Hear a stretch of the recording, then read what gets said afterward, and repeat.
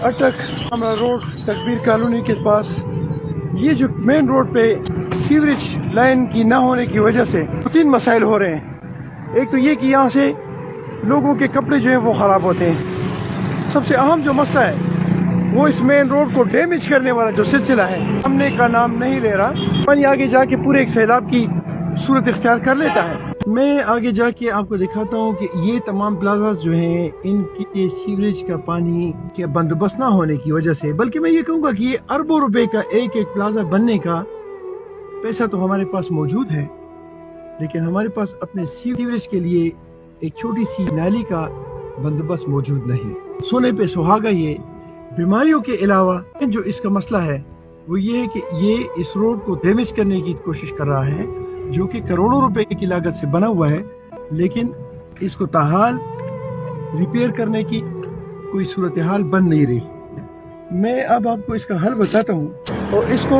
वहाँ से सीवरेज का एक नाला दिया जा सकता है। ये मुताहिर हॉस्पिटल है, इसके सामने ये जो गली गई हुई है, इस गली में बड़ी आसानी से इसको अंडरग्राउंड करके इसको यहाँ से गुजारा जा सकता है। एक फरलांग का एरिया या इससे भी कम, उसको अगर थोड़ा सा ऊपर कर लिया जाए तो ये पानी आपका निकल कर बड़ी आसानी से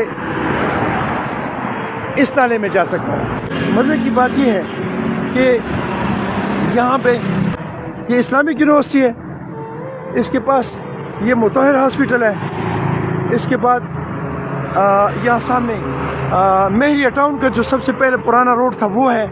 लेकिन ये तमाम लोग जो हैं ये इस थोड़े से पानी को और इस रोड को डैमेज होने से बचाने के लिए फेल हैं। और सबसे जो अहम बात है वो हमारा डिपार्टमेंट है जो इस रोड से मुताल्लिका है, और म्युनिसिपल कमेटी जो इस सीवरेजेस और ये जो गंदा पानी और निकास का जो अमल है उसको हटाने में नाकाम है। मेरी दुआ है कि अल्लाह करे कि मेरे पाकिस्तान के डिपार्टमेंट और ये सोई हुई आवाम जागे। ये जो आटे पे एक दूसरे को गरेबानों से पकड़ने वाली आवाम है, जब तक ये जागेगी नहीं तो इनकी ये जो मेन मसाइल हैं ये इधर ही रहेंगे।